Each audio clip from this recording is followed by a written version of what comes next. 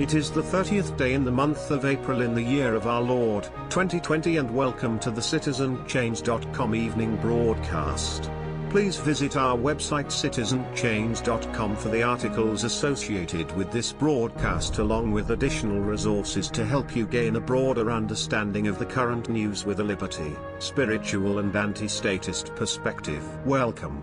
Please have a seat next to me. I have much to share. The news is on full assault. There is no room for hope. They're not allowing anyone to breathe. The propaganda is non-stop, and it is continuing to be consumed like it is a fine piece of filet mignon by every single person sitting on their couch every night. It is a disgusting meal, somehow interpreted as the most savory delicious stew, but their soul is throwing it up. We continue to eat the garbage being fed to us. We are allowing it to kill us because we think the news that we are getting is the only news. But there is better things to eat than this trough of filth. We made this plate for ourselves, but we don't have to eat it anymore. There is better food to eat for our hearts than this negative news about this hopelessness that this virus is supposedly presenting. This food for the heart and soul comes in the form of wisdom. Old wisdom, wisdom of our ancient past and our ancestors. They dealt with problems in their own ways, and that usually began within the heart and not outside of themselves. Let us explore how we came to this point in history where we seem to never have the answers, but those in our past have always had the answers. Not always materialistic answers, but answers of acceptance of fate and of divine providence. The uncertainty that has been created by the virus is not from a virus. It's a psychological attack. The uncertainty itself is from a generational mindset that things are never of any total satisfaction. That life is not perfect and is faulty from the start. With the notion of sin and a faulty creation came about, surprisingly, evolution and atheism as a reaction. That life has been unguided and committed upon the universe as an imperfect notion that is trying to approach upon perfection. It is through the idea of evolution that life must be continued to be pushed forward for it to be improved upon. That from its very start it has been riddled with flaws. But that isn't the story that everyone has adopted from the beginning of recorded history. There are some that say that life only seems flawed because we have not yet come to the understanding that everything as it should be. That there are spiritual lessons in the problems that life brings forward. But it is the philosophy that nothing is as it should be that currently prevails. When calamity strikes, whether by storm or invasion or virus, something must be fixed so we do not relive misfortune. Not fixing something in our attitudes in our hearts, but something that must be invented outside of ourselves to fix a supposed external problem. But is there really a such thing as an external problem? The perception that has guided our society's evolution is that invention is necessary to fix our problems. It is through the attitude that things must be fixed externally for us to ever feel satisfied that has driven us forward in material progress and invention. Through medicines and electronics we look to them for some reprieve from our anxieties. And yet we always seem to be wanting. It is not that the perfect inventions have yet to come about to satisfy our necessities, it is that we have yet to understand the plan behind our creation and why perceived inconsistencies in life exist. Now that we have been given a virus that we are told could kill countless individuals, the medical establishment and big pharma know that we would come to them to beg for answers, because we have been gelded to look for answers from the perceived specialists. It is why we beg for answers from government, because we have been taught that answers to our problems come from outside of ourselves.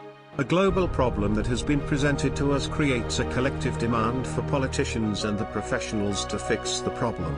And that is what gives them power. Because we are all culturally uncertain and have no internal mechanisms to deal with existentialist threats. Religions and spiritual traditions used to fill this role.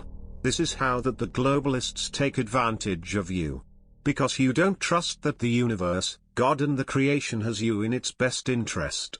That uncertainty that continues to remain uncertainty about a perceived threat is the human heart not seeking answers from God, the universe and all providence. True answers only come from the search within.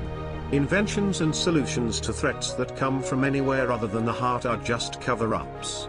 Problems will persist until you connect with your heart. The government and its virus narrative will continue to persist until everyone wakes up and stops looking to their government for help, including their money printer. Understanding of the divine plan will eliminate all uncertainty and will wipe out this ghost of a virus. On a personal note, for every piece of news of every overreaching step that the globalist power structure is creating to stop their manufactured virus is creating in me as well a sense of uncertainty. That is by design.